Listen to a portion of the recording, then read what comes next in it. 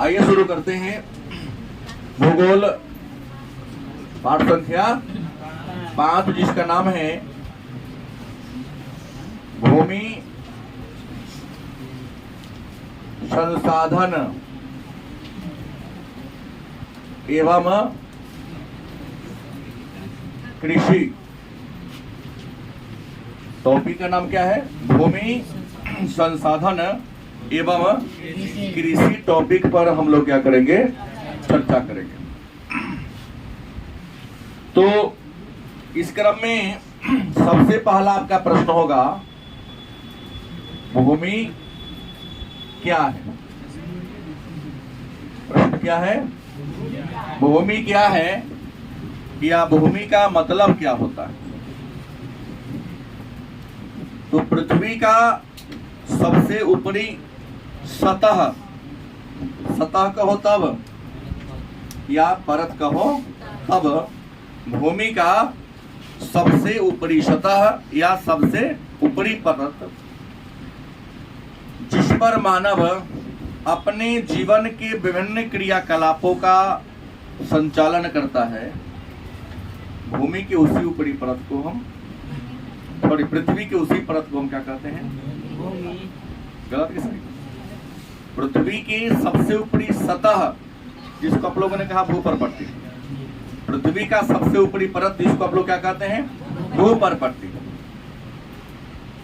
घर उसी पर बनाता है, खेती बाड़ी उसी पर करता है, मतलब जीवन की सभी क्रियाएं पृथ्वी के जिस ऊपरी तह पर इंसान मानव संचालित करता है, भूमि के ऊपरी तह को, पृथ्वी के ऊपरी तह को, सतह को हम क्या कहते हैं?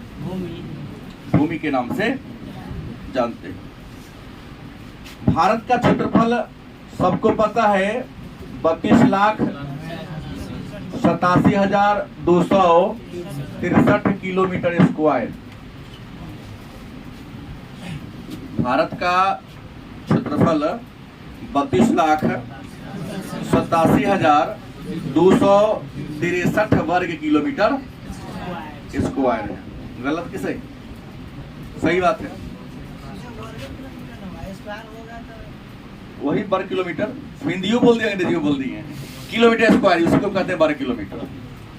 इसमें लंबाई की बात कर ले तो उत्तर से दक्षिण की लंबाई 3214 किलोमीटर और पूरब से पश्चिम की लंबाई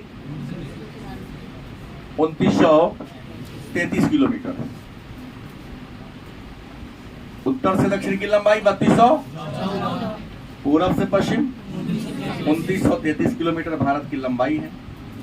क्षेत्रफल 32,87,263 वर्ग किलोमीटर है। इस बात को आप लोग भली बात जान रहे हैं पहले से।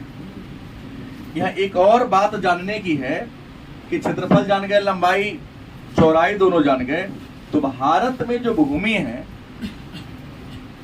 इस भूमि का रिकॉर्ड कौन रखता है अपने पास? भारत में जितना भी जमीन है, उस जमीन का रिकॉर्ड रखने वाला एक डिपार्टमेंट है। उस डिपार्टमेंट का नाम है भू राजस्व विभाग। भारत सरकार के पास एक मंत्रालय है, विभाग है, डिपार्टमेंट है। जैसे भारत में भी 54 को डिपार्टमेंट है। कितना डिपार्टमेंट है? जैसे रेल विभाग, रक्षा विभाग, विदेश विभाग, कृषि विभाग, सिंचाई विभाग, गृह विभाग, खनन विभाग, जहाजरानी विभाग, कोयला विभाग, कपड़ा विभाग, ऐसे डिपार्टमेंट है। हर डिपार्टमेंट का एक मिनिस्टर होता है जिसको कैबिनेट मंत्री कहते हैं। आप समझ गए? तो ऐसे ही भूमि का रिकॉर्ड रखने वाला एक डिपार्टमेंट है, नाम क्या? भू राजस्व विभाग के नाम से उसको हम क्या करते हैं? जानते हैं। लेकिन भारत में जमीन का जो मापन होता है, जो लेखा जोखा होता है, वह मापने का काम कौन करता है? भू सर्वेक्षण विभाग। भूमि का जो माप करके रखता है कि कौन जमीन कितना है, भारत में जंगल कितना है, बंजर जमीन कितना है, क्या चरागाह जमीन कितना है, पहाड़ी जमीन कितना है, पठारी जमीन कितना है, मैदानी भूभाग कितना है, इन सबका लेखा जोखा करने वाला एक डिपार्टमेंट है उस डिपार्टमेंट का नाम क्या? भू माने भूमि का सर्वे करने वाला कौन है? डिपार्टमेंट है। कोई दिक्कत?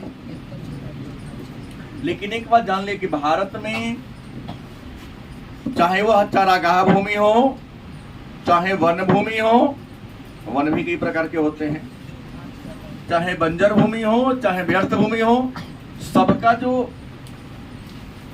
प्रतिशत का जो हम चर्चा यहाँ करेंगे लगभग अनुमान पर आधारित है। अगर 100-200 वर्ग किलोमीटर आगे पीछे होगा, टेंशन लेने की जरूरत नहीं है, क्योंकि ये तो सैटेलाइट से फोटो खिंचाता है, जल्दी से वहां जाके नापता थोड़ी नहीं। मोटा मोटी अनुमान होता है, लेकिन 99% सत्य है। तो जो भी लेखा जोखा होगा सब किस पर निर्भर करता है? अनुमान पर आधारित है। किस पर जरूरत है?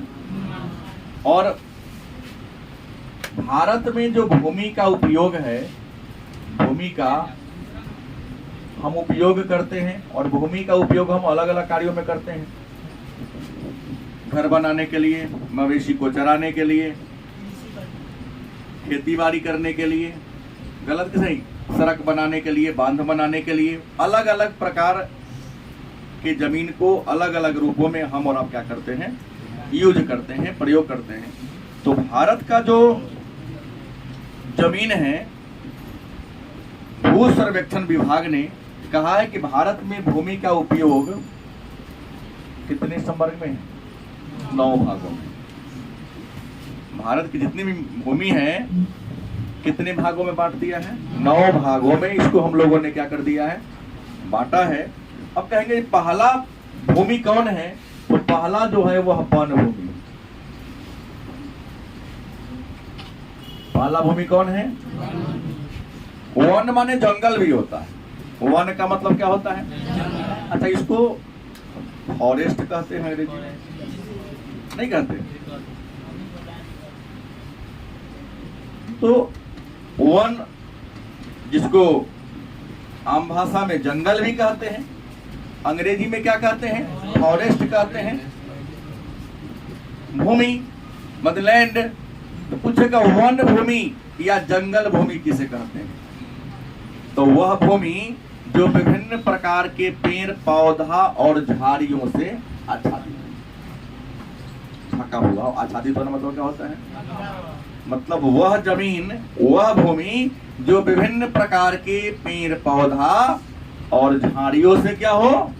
आच्छादित हो, उस भूमि को हम क्या कहेंगे? वन भूमि के नाम से।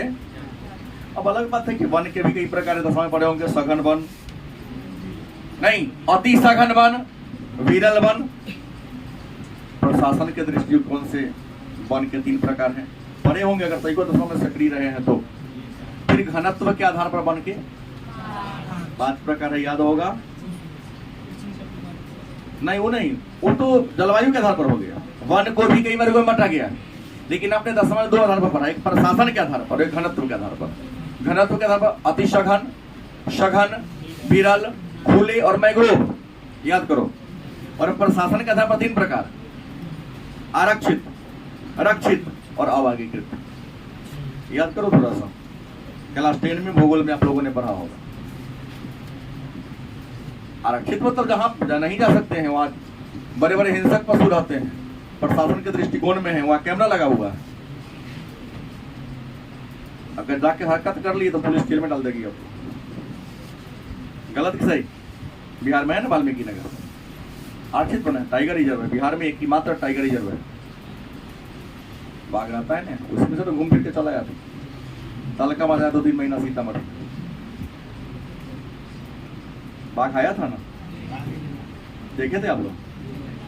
रियल में जाके देखे थे तो उतना ही कोई नहीं देखा, सब कैमरा में ही देखा, फोटो में देखा। और चीता था, कोई चीता नहीं, बाघ रहा हो। चीता और बाघ में डिफरेंस है। अगर चीता होता तो भारत नरेंद्र मोदी नामीबिया से चीते बना के ले आते। चलो अच्छा बात है, चीता रहते वो अपने मन से आ गया। भारत सरकार बाहर से भगा रही है, और कह रहे तेंदुआ। तो वन भूमि जान गए। दूसरा जो है, दूसरा जो जमीन का वर्ग है, गैर कृषि कार्य में प्रयुक्त भूमि। भूमि का दूसरा वर्ग कौन है? गैर कृषि कार्य में प्रयुक्त भूमि। मतलब गैर माने क्या होता? नहीं। खेती बाड़ी मतलब गैर कृषि मतलब क्या होता है? वह जमीन जिस पर हम खेती बाड़ी नहीं करते हैं। आई पर जहां बैठे पर खेती बाड़ी हो रहा, तुम्हारे बगल में देखो विभिन्न प्रकार के पेड़ पौधा है, गलत से, लेकिन यहाँ मैं खेती बाड़ी कर रहा हूँ। तो भारत में कुछ ऐसे भी जमीन है, भू सर्वेक्षण विभाग के अनुसार जमीन तो है लेकिन हम खेती बाड़ी, तो खेती बाड़ी ना करते तो क्या होगा भाई? तो घर होगा, सड़क होगा, नदी होगा, नाला होगा, सड़क होगा, विद्यालय होगा, अस्पताल होगा, कल कारखाना होगा। तो जिस जमीन पर ये सब होगा उसको क्या कहेंगे? गैर कृषि कार्य में, माने वह जमीन जिस पर हम खेती बाड़ी लायक तो है लेकिन खेती बाड़ी ना करते, घर बना के रहते हैं। फिर ही तीसरा है बंजर एवं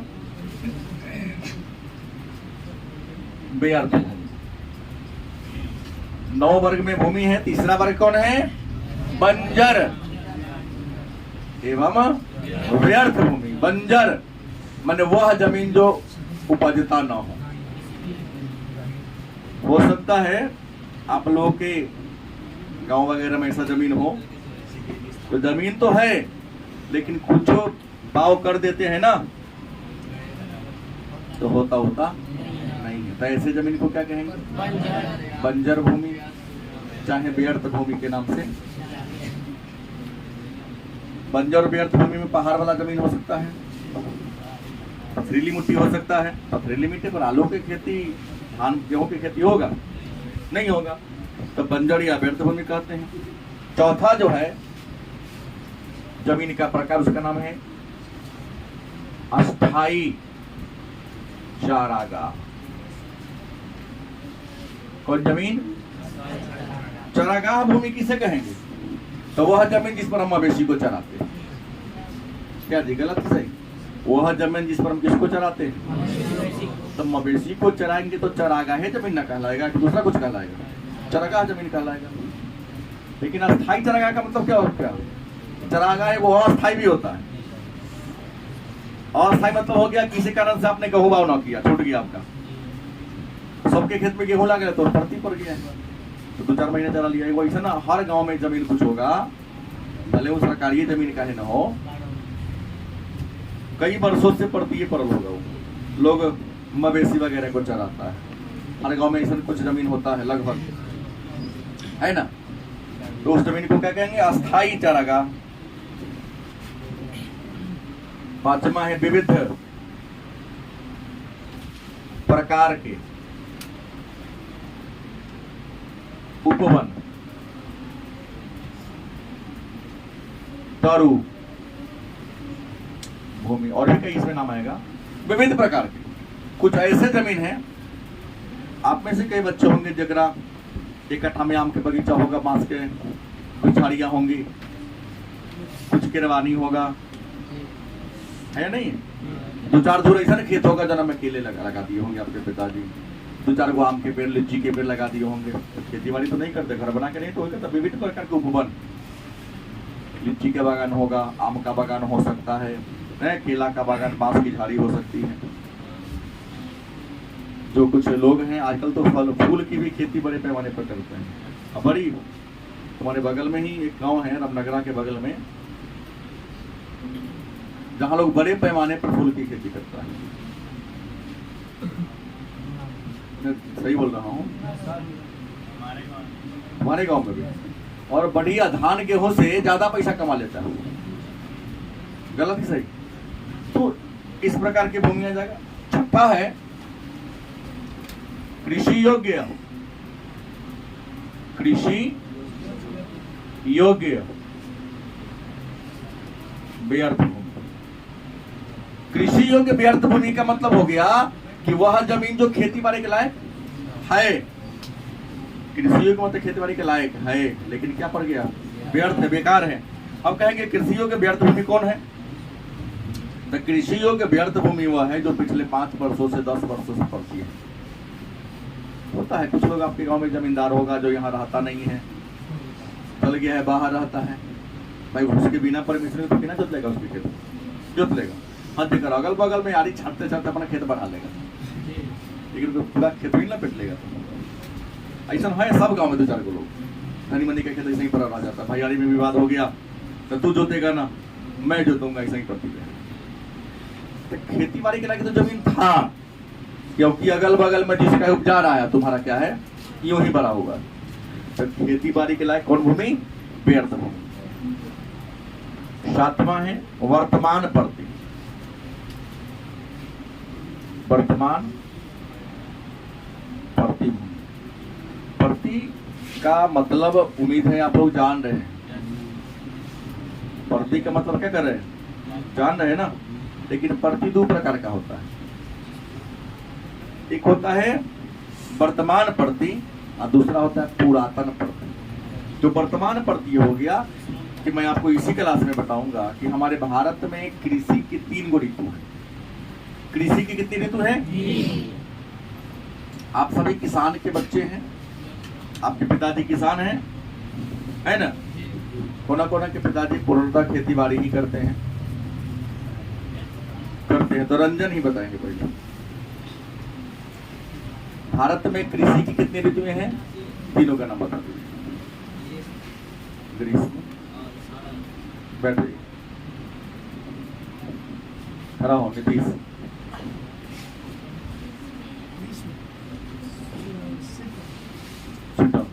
कोई है ईमानदारी? मैं कृषि, मैं का भूगोल मेरा रिवीजन चल रहा है, सब पाठ मैं पढ़ चुका हूं, एक बार दोबारा भूगोल की पढ़ाई हो रही है। लेकिन आप लोग ग्रीष्म शरद आज भी बोलते हैं, बोलो गलत। खरीफ, रबी और जायद, ये कहाँ चल गए आप लोग? नहीं पढ़ाया हो, भूगोल रिवीजन चल रहा है। कृषि की कितनी ऋतु हैं हमने क्वेश्चन किया। एक होता है ना, अभी खरीफ का मौसम चल रहा है, खरीफ जाएगा तो रबी आएगा, उसके बाद जायद क्या है, गर्मा। ना पढ़ाया हूँ? नहीं, फसल के प्रकार तो अलग हो गया। एक खाद्य फसल होता है, रेशेदार फसल हो गया, कृषि की ऋतु होती है। मैं चर्चा पुनः करूंगा। तो कृषि की ऋतु कहते हैं। मैं तो वही पूछाऊं ना, कृषि की कितनी ऋतु है या फसल की कितनी ऋतु है? फसल के प्रकार नहीं, फसल के तो कई प्रकार हो जाएगा भाई। वो फसल जिसको खाते हैं खाद्य फसल, जिससे नगद पैसा मिलता है नगदी फसल, जिस फसल से रेशा मिलता है उसको रेशेदार फसल, जिस फसल को पी जाते हैं तब फसल। नाम बारी तो दिमाग से लगा लेना है, रटना नहीं है। गलत सही रटोगे तो कुछ नहीं होगा।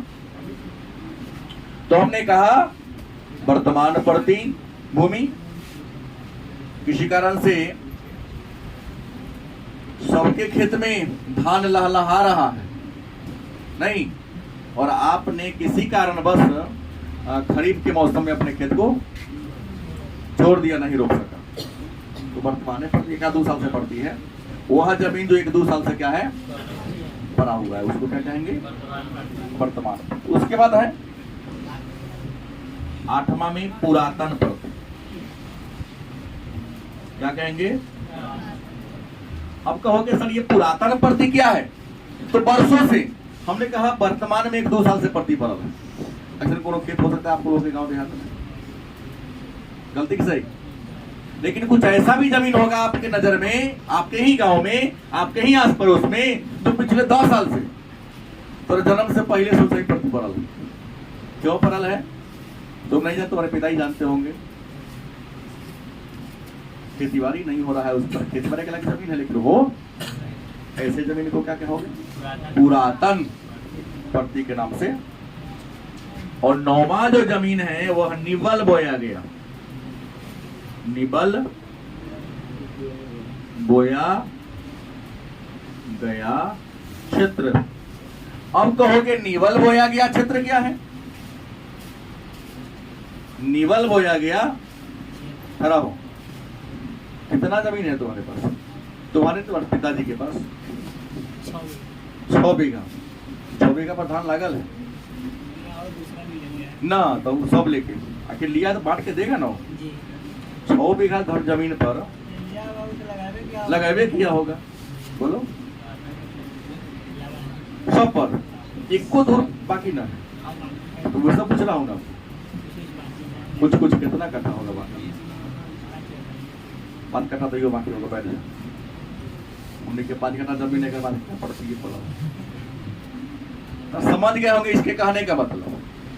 निबल, इसने कहा कि सर मेरे पास 6 बीघा जमीन है, लेकिन 5 कट्ठा ऐसा जमीन है जो ना पर रोपनी न मिले।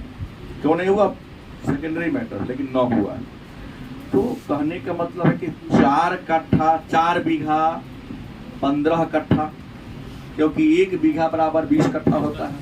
इसने कहा कि 5 कट्ठा पर रोपाइल न है, 20 कट्ठा। एकड़ चाहे बीघा एक ही होता है, हेक्टेयर अलग होता है, 2.5 बीघा बराबर हो जाता है। थोड़ा सा मायने नहीं रखता। तो हमने कहा निबल बोया गया क्षेत्र, तो तुम्हारे पास जितना जमीन है उस जमीन में कितना जमीन पर तुम खेती बाड़ी करते हो? इसने कहा ना विशाखान आपके सामने कि मेरे पास 6 बीघा है, तो सर 5 कट्ठा पड़ती पर ऐसा ही रह गया है, नहीं हो सकता बिरार वाला जमीन हो, या होशियार होगा अरे छोड़ दो प्रति आगाते आलू हो जाएगा, ऐसा को लोग होता है। गलत कि सही? तो निबल बोया गया मतलब वो है जमीन जो ना पर खेती बाड़ी है। जमीन तो रख तो इससे मतलब मेरा जितना जमीन पर अपने फसल को लगा दिया है उसी जमीन को कहेंगे निबल बोया गया क्षेत्र। अब आपके पास 1 बीघा जमीन है, उसमें 18 कट्ठा पर बोए हैं, तो 2 कट्ठा घट गया ना, तो आपका भले 1 बीघा जमीन, लेकिन निबल बोया गया क्षेत्र 18 कट्ठा ना होगा। गलती की सही? निबल बोया गया क्षेत्र का मतलब तो वह जमीन जिस पर हम फसल को क्या कर दिए हैं, लगा दिए। तो उस जमीन को क्या कहोगे आप? हाँ। अब है एक अगर 5 अंक का प्रश्न कहीं कर दिया कि भारत में भूमि उपयोग के विभिन्न समवर्गों पर प्रकाश डाले, तो 9 का नाम लिखना होगा, और जो आपको समझ में आए अपनी भाषा में एक लाइन सबका डिफिनेशन देना पड़ेगा। गलत कि सही? दूसरा 2 अंक का पूछ सकता है कि भारत में भूमि उपयोग संवर्ग के 4 प्रकारों का नाम लिखिए। तो भाई तो आपको तो मैंने 9 प्रकार बताया, आप कौनों 4 गो, जरूरी नहीं कि लाइन से ये 4 गो लिखो, 1 नंबर 9 नंबर 5 नंबर 8 नंबर ऐसे कुछ भी जो तुम्हारे दिमाग में उस समय याद आ जाए वही आपको लिखना। तो इसको 2 प्रकार से पूछा जा सकता है। एक या तो 5 अंक का ये पूछा जा सकता है कि भारत में भूमि उपयोग के प्रमुख संवर्गों का नाम लिखे। अगर 2 नंबर का होगा तो केवल 5-6 गो का नाम लिख देंगे, कहीं 5 नंबर का होगा तो डील करना पड़ेगा। गलत कि सही? दूसरा टॉपिक आ रहा है भारत में भूमि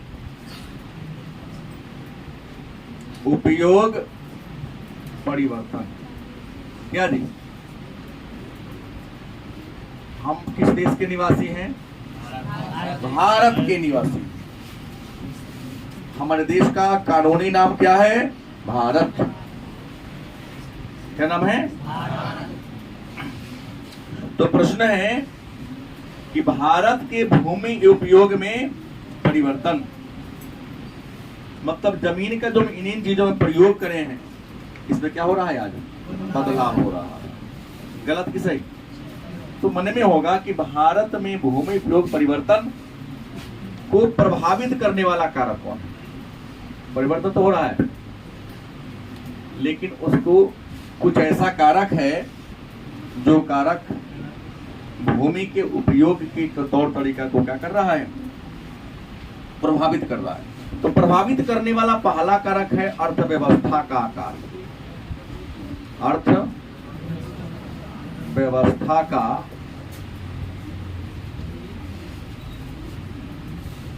अर्थव्यवस्था का क्या चेंज कर रहा है?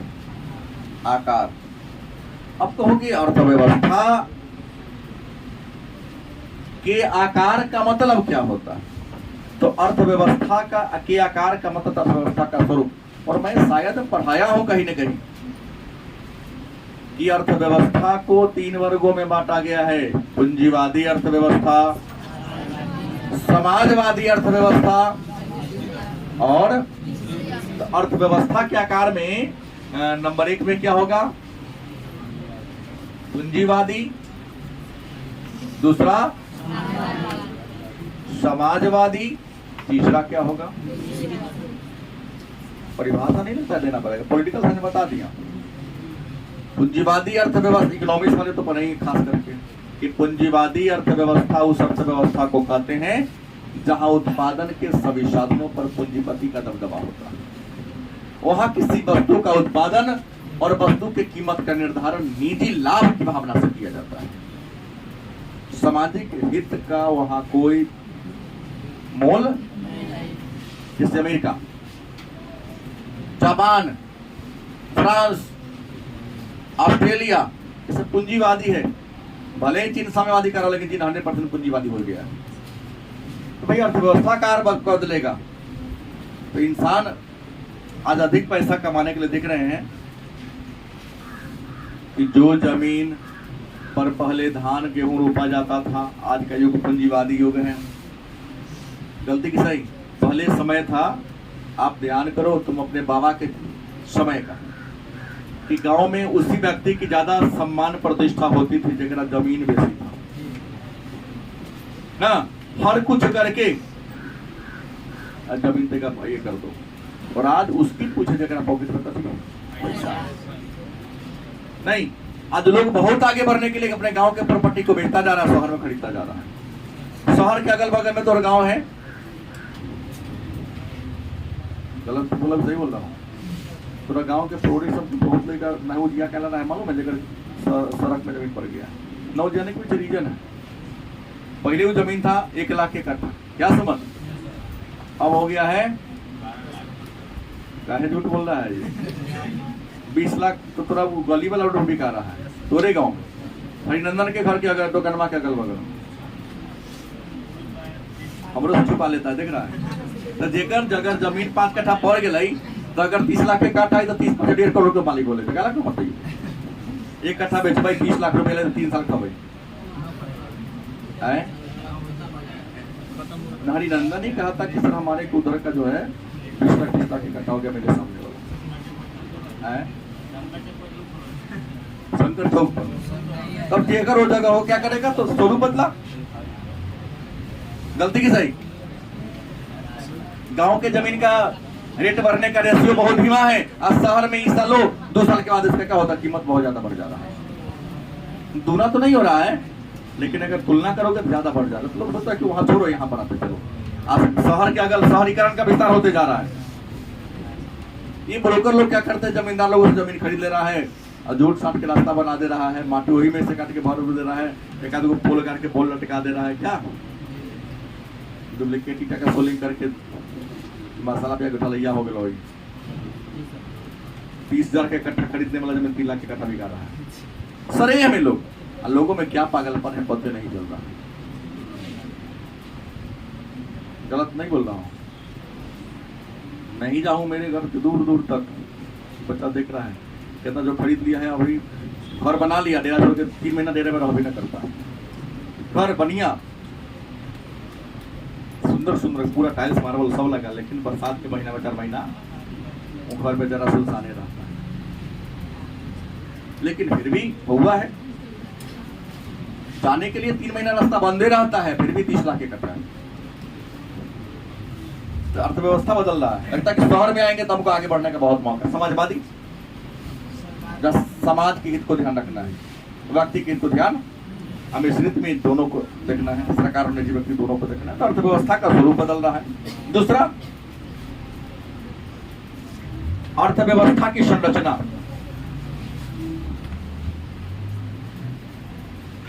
अर्थव्यवस्था की आज अर्थव्यवस्था की संरचना करते तो अर्थव्यवस्था की संरचना को भी 3 भागों में बांटा गया है क्रियाकलाप के आधार पर। सबको याद होगा, हाँ, प्राथमिक, दूसरा कौन होगा? और तीसरा कौन होगा? हमको नहीं लगता ऐसा पढ़ाना पड़ेगा। प्राथमिक क्षेत्र क्या है? तो कृषि और कृषि से संबंधित क्रिया को प्राथमिक क्रिया कहते हैं।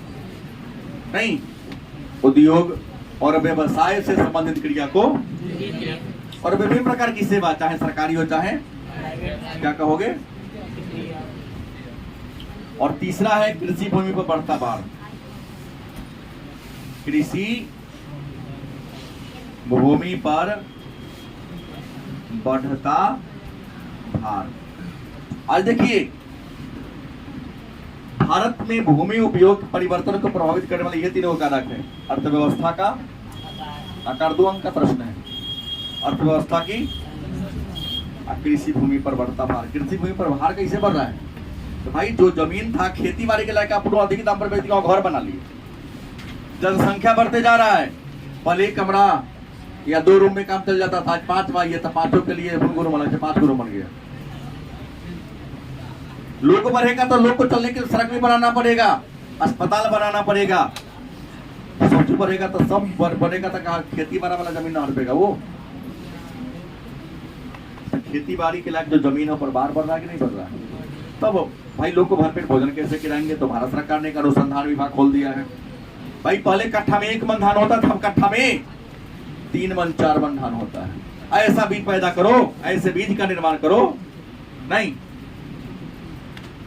तो ज्यादा उत्पादन दे।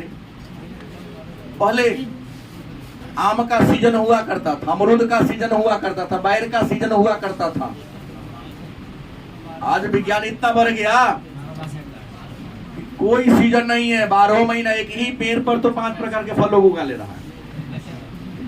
एक डाल में आम निकल रहा है, दूसरे में लीची, तीसरा में केला, चौथा में नींबू उगा रहा है। जौर एक गो है, हर डाली में अलग अलग प्रकार की हो रहा है। आज तो इतना बढ़ गया, मजबूरी हमारी है, लोग छत पर आम का पौधा लगा रहा है, फिर नींबू का, बहुत लोग देखा हूं छत। एक समय था जब कद्दू की झाड़ी हुआ करती थी, आज भी है कद्दू की झाड़ी, लेकिन मैं अपने आंखों से कद्दू का पेड़ देखा। संतरा कहते हैं, गागर नींबू जानते हैं आप लोग? छठ पूजा में आता है काम, वैसा का पेड़ होता है, वैसा ही लटका रहता है कद्दू। जो गोलका कद्दू होगा ना, पेड़ पर बढ़ने वाला कद्दू है भाई। कौन कौन देखा है कि मैं झूठ बोल दिया? देखिए ना आप लोग, लता नहीं, मैंने कहा पेड़ टाइप का होता है वो।